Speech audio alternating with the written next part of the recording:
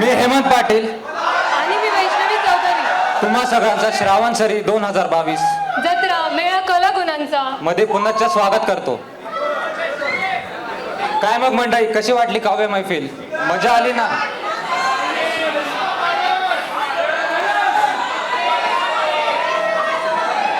तू पण कसा प्रश्न विचारतो रे? मजा तर आलीच असेल ना.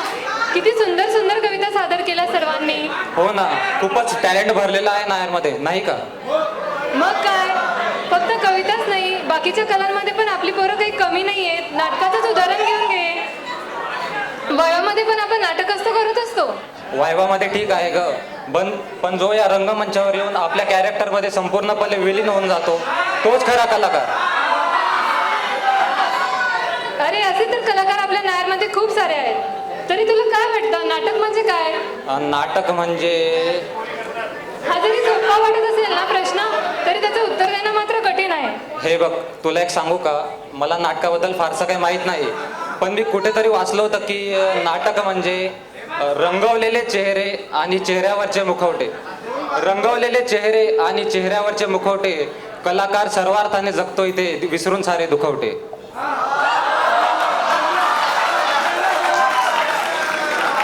तर मग असेच आपले कलाकार घेऊन येत आहेत मराठी वाङ्मय मंडळ प्रस्तुत अय्यारी. आणि याच नाट्यविष्कारासाठी आज आपल्याला माननीय संदीप हुपरीकर सर यांचा सहवास लाभला आहे.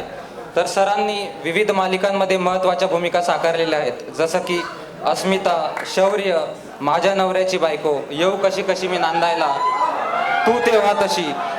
तर मी त्यांना रंगमंचावर आमंत्रित करतो आणि संजय स्वामी सरांना विनंती करतो की त्यांनी सरांचा यथोचित सन्मान करावा.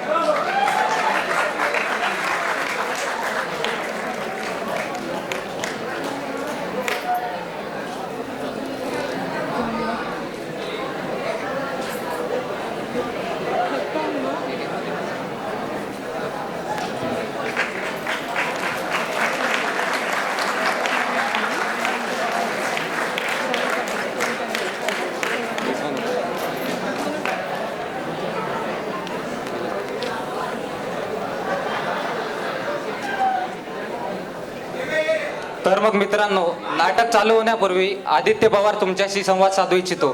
तर जोरदार टाळ्यांच्या गजरात त्याचं स्वागत करावं.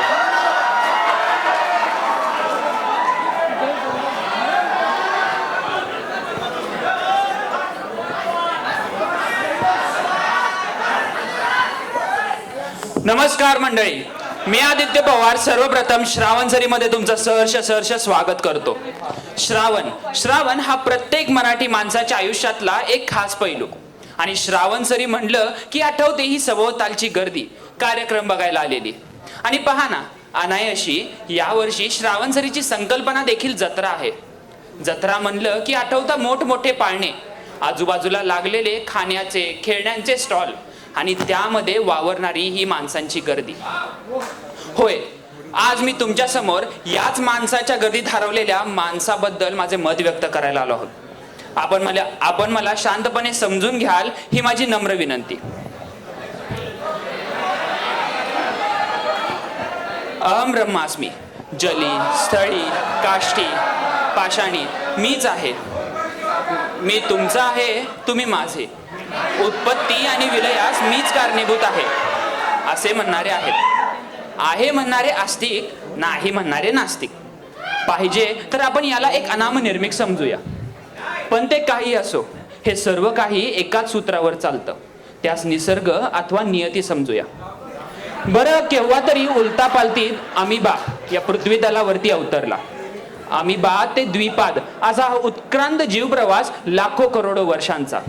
2 पायावर तोलून चालणारा व मानेच्या वरती डोके असणारा तेव्हा कोणीतरी होता बरं का. म्हणून आज आपण सर्वजण आहोत. मग याच द्विपादाला कोणीतरी केव्हा तरी मानव, मनुष्य असे नामकरण दिले. मग त्यातच स्त्री, पुरुष, नर, मादी असे विभाजन झाले.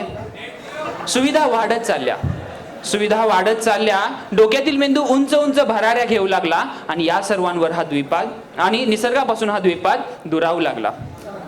वनस्पती, जलचर, उभयचर, सरपटणारे जीव, जंतू, पशु, पक्षी, अणु, रेणू हे सर्व तर आहेच हो.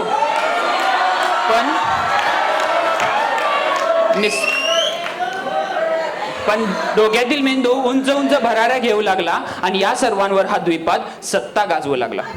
होय, यालाच आजचं मानव म्हणलं जातं. अपवाद नाहीये बरं का, मानलंच पाहिजे नाही का. पण एक अशिक्षित स्त्री बहिणाबाई म्हणते, अरे माणसा माणसा कधी होशील माणूस. का बरं अशा म्हणल्या असतील त्या, कधी विचार केला आहे? आज लेकरं उदंड झालीत. खेड्यात पाड्यात रस्त्यावर वस्तीवर प्रचंड गर्दी. अरे कुठे चाललो आहोत आपण, काय करत आहोत आपण? पायाखाली कोणीतरी आपल्यातलाच तुडवला जातोय याची खंतही नसते. रस्त्यावरती अपघात होतात. अपघातग्रस्त मदतीसाठी कळकळून विनंती करत असतो, कोणीतरी या रे, कोणीतरी मदत करा, कोणीतरी जीव वाचवतं का? पण कोणीच फिरकत नाही. डोळ्यासमोर खून, मारामाऱ्या, लुटालूट, बलात्कार सगळं होत असतं. बघे आहेत बरं का, बघे आहेत, पण हस्तक्षेप बिलकुल नाही. मला काय त्याचं, मी काय करू, मी माझं काम सांभाळतो, ही म्हणणारी प्रवृत्ती वाढीस चालली रे. अरे स्वतःच्या अंगावर गोळ्या झेलून उभा राहिलेली मलाला युसुफजाई ही मानव, की त्या कोवळ्या जीवांना गोळ्या घालणारे तालिबानी मानव? पैशासाठी आणि हवस म्हणून स्वतःचे कौमार्य नाचवणारे नराधम हे आपल्यातीलच ना. बाजारामध्ये आजही बाईच्या गळ्यातील ऐवज सर्व क्षमस्व लुटले जातात, त्याचे आम्हास काहीच नाही का? समाजास वेटीस धरून स्वतःचे खिसे तुडुंब भरणारे, अरे हे आपलेच नेते ना. काय वागणं म्हणायचं याला, स्वतःचा सोडून इतरांचा विचारही नाही. काय म्हणे तर भारत हा युवा देश आहे. भारतामध्ये युवा शक्ती प्रचंड आहे. भारत जगाचं नेतृत्व करू शकतो. पण काय पाहत आहोत आपण आज? अरे कुठे गेले ते संस्कार? खेड्यापाड्यामध्ये आजही बाईच्या घोट्याच्या वरती साडी जर्रा जरी सरकली, अरे जर्रा जरी सरकली तर घरातील ज्येष्ठ अख्ख्या जगाची जाणीव करून देतात. पण आज टीव्ही वरती काय पाहत आहोत आपण आज?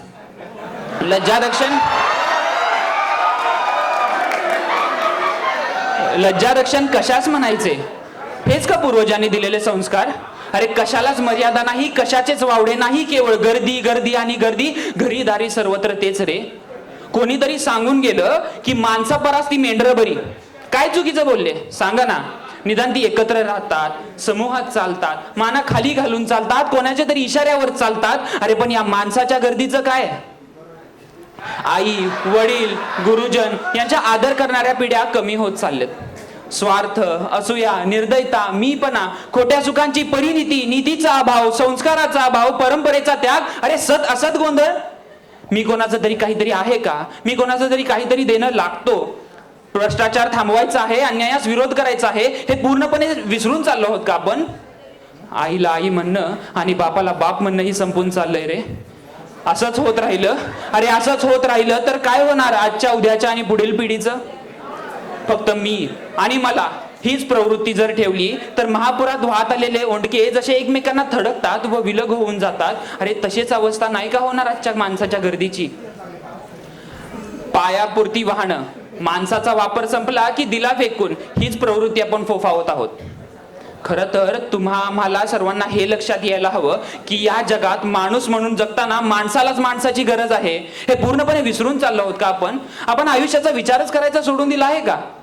पृथ्वीच्या आयुष्याचा विचार केला तर आपण केवढूशे आहोत त्याच्यासमोर.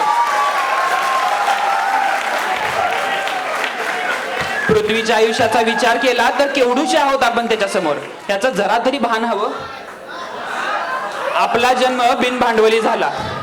येताना नागडे आला आहोत, जातानाही तसेच जाणार आहोत, याची खंतही नाही का राहिली तुम्हाला?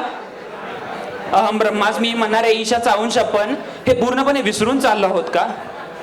कुठे शोधिसी रामेश्वर आणि कुठे शोधिसी काशी, कुठे शोधिसी रामेश्वर आणि कुठे शोधिसी काशी, हृदयातील भगवंत राहिला हृदयातच उपाशी.